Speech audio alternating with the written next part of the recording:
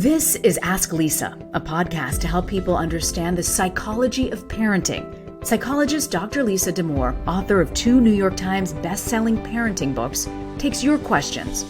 And I'm co-host Reena Ninan, a journalist and mom of 2. Some of what we talk about comes from raising children ourselves. Most of the time, I'll be getting answers to your parenting questions. So send your questions to Ask Lisa at drlisadamour.com. Episode 63, Raising an Athlete, Advice from an Olympic Mom.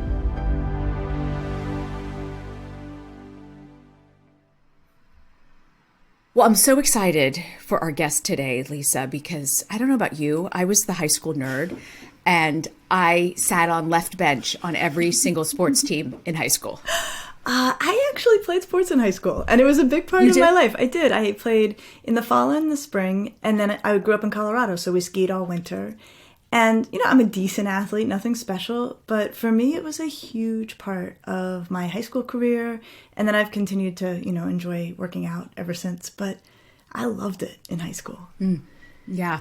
I appreciate the value of sports after, now being 42 and realizing how much it helps me mentally. So I can't wait to have our next guest sort of talk to us about her take on it. So Lauren Regula is not only a mom of 3, she's a 3-time Olympian. She found her way back to the Olympics at the age of 38. But most recently, she won a bronze medal while at the Tokyo 2020 Olympic Games at the age of 40. I just love that. She was 40 when she won a bronze medal. She's also an entrepreneur and a big advocate of kids playing multiple sports, but also kids having fun in sports. And she believes that sports is a great way to allow kids to grow into amazing human beings.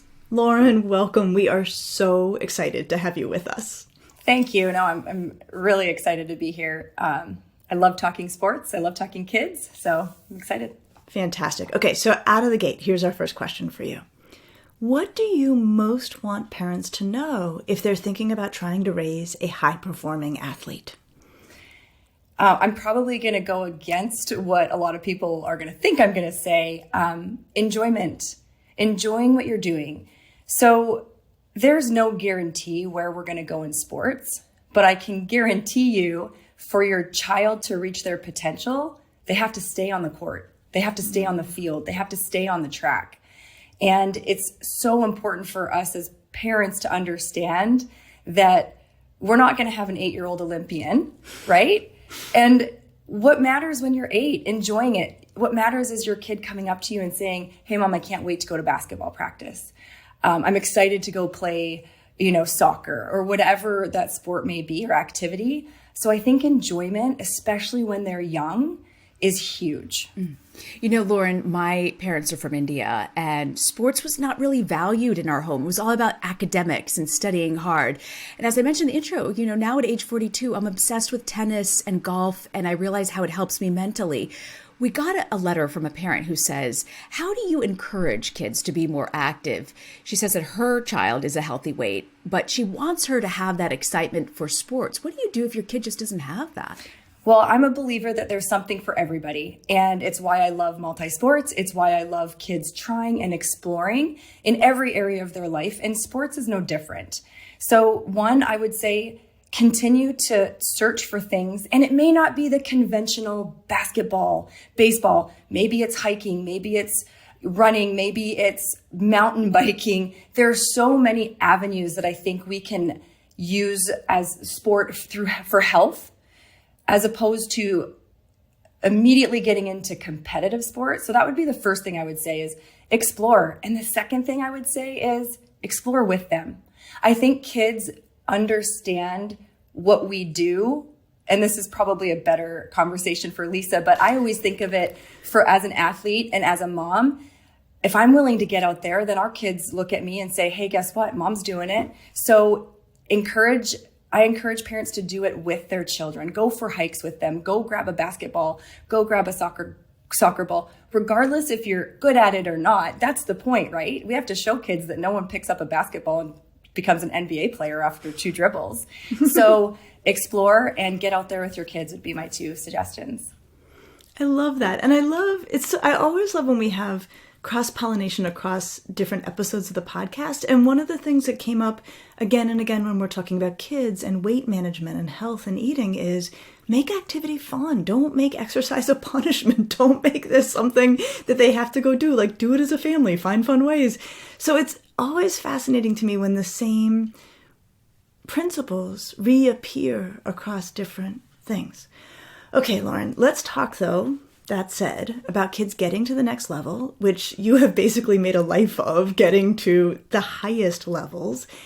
Here's what we have from a parent. My kid is a 15-year-old competitive swimmer who swims both high school and club teams. She is very, very good. Will probably be welcome on many D3 college teams. But there are girls on both her current teams who are better. Several will swim D1 in college, and at least one will likely make the Olympic trials. My kid is very driven academically as well and tends toward perfectionism and anxiety. She complains about hard practices and early mornings, but rejects the idea of quitting. How do I get her to focus on her own success and strength in the pool and not feel defeated when she's not the best in her pool? What a great question. So this is why I love sport, is because it does teach you. It teaches you that fight. It teaches you the never give up attitude. And I think as parents, we want to jump in and figure out how to fix that. But her, child essentially going through these trials and tribulations is building up a resiliency. It's building up an opportunity for her child to know that there's always someone better than you. I went to the Olympics 3 times and there's always someone better than me. And there's always going to be someone I'm better than, right? As a kid, it's hard to understand at the time when you see people and you're like, I want to be there. But I think it's important for parents and kids to talk about goals. Why are we swimming? What can we get out of swimming? Is your goal, is it to be an Olympian? Or if you really love academics, man, we can use sports to help us get into really amazing colleges.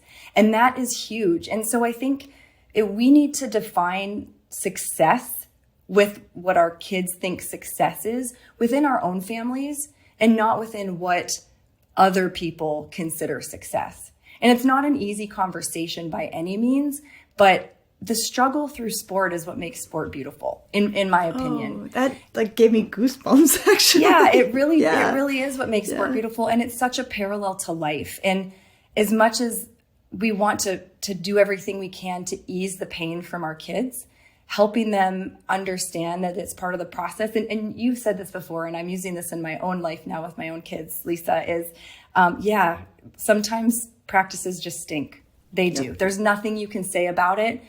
But when she says, I want to get up and I'm going to go back to practice, celebrate that. Celebrate getting up, right? Fall 8 times, get up 9. And so it's not an easy conversation, but I do think it's important for parents and children to understand why they're playing their sports. What are they trying to get out of it? And it's going to look different from athlete to athlete. What about Malcolm Gladwell's 10,000 hours? You put in 10,000 hours, you can start to be good at anything. Are we setting our kids up for failure with sports by saying, just focus on it, just practice, and you'll get there. You'll be that top athlete? I do. I feel like that there's a lot that goes into sport. You can't out-practice genetics. That's just something that's a fact. And I know a lot of parents want to believe that if you just put in the time, you're going to get there. And the 10,000 hours has since been debunked, but it was something that was grabbed onto by parents and run with like crazy. And I think it's important for us to understand there's so many factors that go into high level sport, right? Genetics is definitely one. Work ethic is one. Of course, your practice and your time in your discipline or in your sport, absolutely that matters. But it's not one, it's all of them. And you can have a kid that practices half the time, but genetically has a different talent or a different gift. And it may not seem fair, but that one child is going to probably win that spot. And so I think it's important, again, and my husband and I have had this conversation. What are the goals? What are your goals as parents for your kids in sports? And if we don't know what that is, if we're just in the rat race because other people are doing it, or if we just want to wear the good, the best club and say, man, my kid plays for the best club, why do we have our kids in sports? And this is where I think we have to actually ask ourselves these questions. Is it so because I think my kid can have a opportunity at a scholarship? Is it because of the parents' expectation? Is it the children's expectation? Oftentimes those expectations don't line up. A parent signs up a child for a really high level club. It's 90 minutes away. There's resentment on the driving. The kid, child doesn't want to go. And at the end of the day, it was the parent who signed the child up. Mm-hmm. And so I think expectations and goals of why we're playing sport and having our kids and our parents understand that very few people make it to the top level, right? So what can we get out of sport? There are a million things our kids can gain from sport if they don't make it to the NBA. I love that. Actually, I want to follow up on that genetics question because one of the things that's very hard to perceive when you watch professional athletes on television is how differently, they're constructed than everybody else. And I remember one time I was in the CBS green room with Derek Jeter. And, he obviously is an extraordinary athlete, but it wasn't just that he was fit, and it wasn't just that he was athletic. I mean, if you could have lined him up with 40 other guys, same size, same level of fitness, he is built differently than the humans I have normally been around. And in other times when I've been near professional athletes, when you're near them physically, something becomes obvious that TV hides. And one of the things I always have, if I could do a fly on the wall thing, the Olympic Village. I would love to check out the Olympic Village. What? Can you just describe it? Indulge me for a minute, but also on this genetics question, because I think it's really something that's hard to pick up if you're only watching on television or you only see them at a great distance. Absolutely. And it's funny you say that. My brother played 10 years in Major League Baseball for a couple different teams. And we actually just took our kids down to the Pittsburgh Pirates. He played for them. And we were down on the field watching them take batting practice. And from the stands, you do not understand how different these players look because they all look like they're about 5'5" when you're really far away. Same thing on TV is you see all of the top sprinters and they all look similar or have some similar traits. So you don't really realize how different they look. And I can tell you, walking around the village, I called my husband, I think, every day. And I would go, I just forgot, because I had been out of the game and out of the sport for so long. I took 12 years off. I forgot what an Olympic Village looked like. My mouth was open. My mask was on, so no one could see. But my mouth was open half the time, just looking around at these specimens. Yeah. I'm like, okay, everyone's 6'5" to 6'7", and just jacked and just in amazing shape. And then of course you have your different disciplines, right? You see a rowing team come in and they're 6'8", and then you have the coxswain who's coming in at 4'11", and everyone has their place, but you can tell. You can just look at someone, and again, I've been to multiple Olympic villages and I walked around with this sheer admiration of not only the hard work that you can tell went into that, their bodies, but they just look different. They do. It's fascinating, actually. I mean, it's a fascinating thing. And I think it's good for parents to know that, because your kid can work really hard and be really athletic and try really hard. And then they come up against one of these beautiful specimens that just was dealt a different biological hand. And that's a reality. That's a good transition to another question that we got, which is, how can you tell where your child's natural talents lie? One parent writes in asking about elementary school sports, saying it's so competitive and so intense, it's schedule overloaded. And they're asking, how do we approach this with kids when already in elementary school, that intensity has already been kicked up? Well, this is exactly why I'm excited to be on this podcast, because I want to explain how important it is for kids to try as many sports as they can. When I go to do camps for softball, people will say, how did you know that softball was going to be your sport? And I said, I didn't. When I was 12 years old, if I was doing what I thought I wanted to do at 12 years old, I would be a hairdresser in Trail, BC, because you just don't know. And kids develop at different ages. I have seen it with my own two eyes very often, I won't say always or never, but very often, the best 8-year-old isn't the best 18-year-old. Kids need to grow into their bodies, and they need to grow into their mobility, and they need to grow into their movements. And it's so important for us parents to allow our children the opportunity to explore. How do you know if you're going to be good at basketball if you don't play it? How do you know that maybe you play baseball and you realize you're the speedster on the team, so that allows you an opportunity to go try track?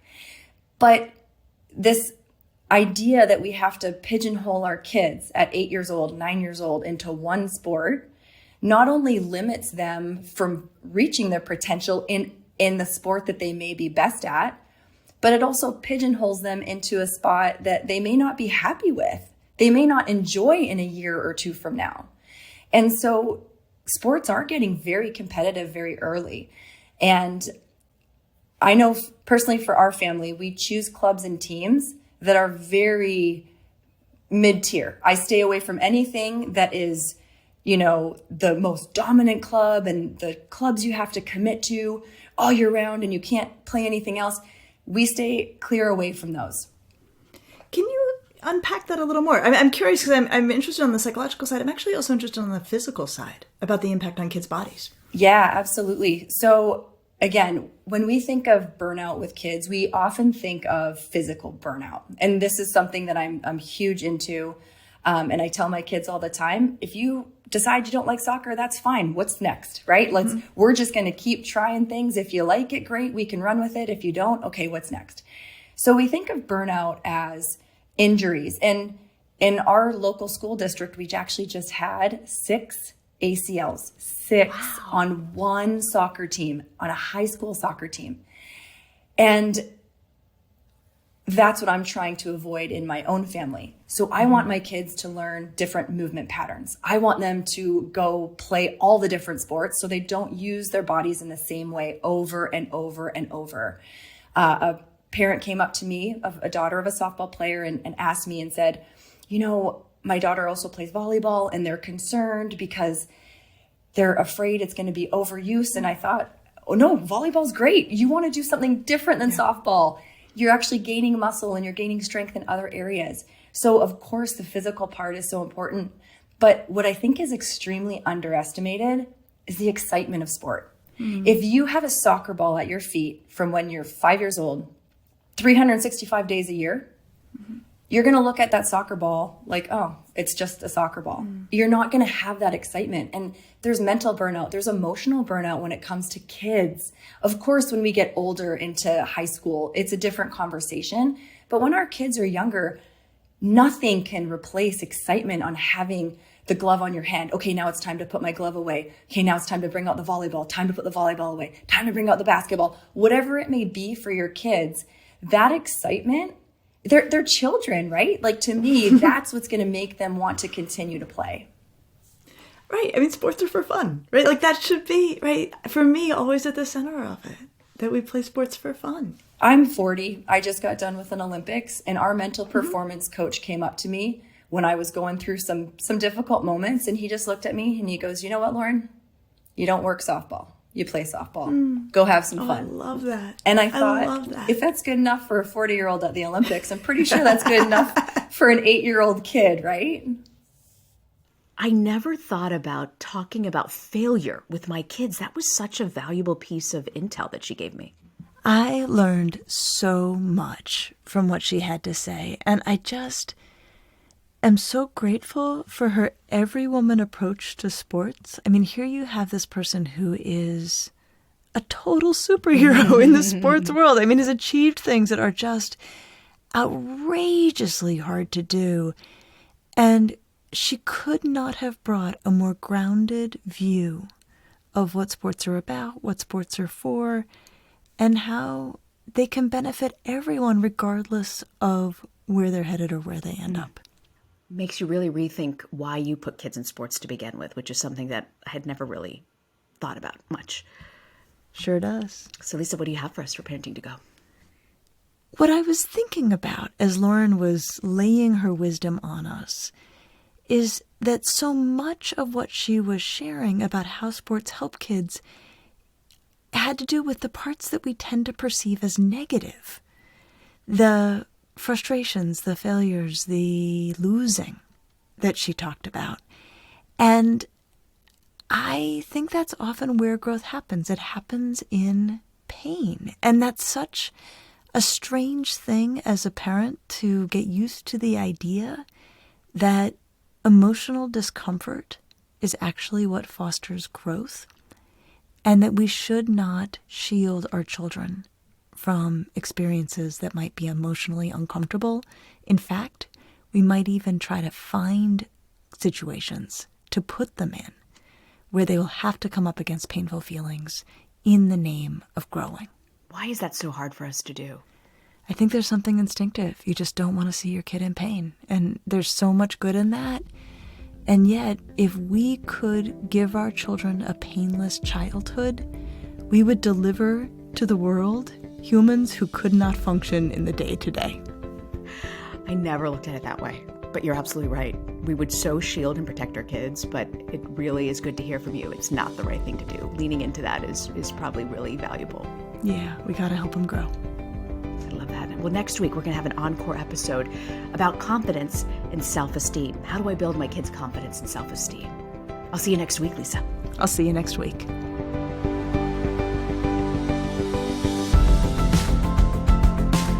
Thanks for joining us. Be sure to subscribe to the Ask Lisa podcast so you get the episodes just as soon as they drop. And send us your questions to asklisa@drlisadamore.com. And now a word from our lawyers. The advice provided on this podcast does not constitute or serve as a substitute for professional psychological treatment, therapy, or other types of professional advice or intervention. If you have concerns about your child's well-being, consult a physician or mental health professional. If you're looking for additional resources, check out Lisa's website at drlisadamore.com. We'll see you next week.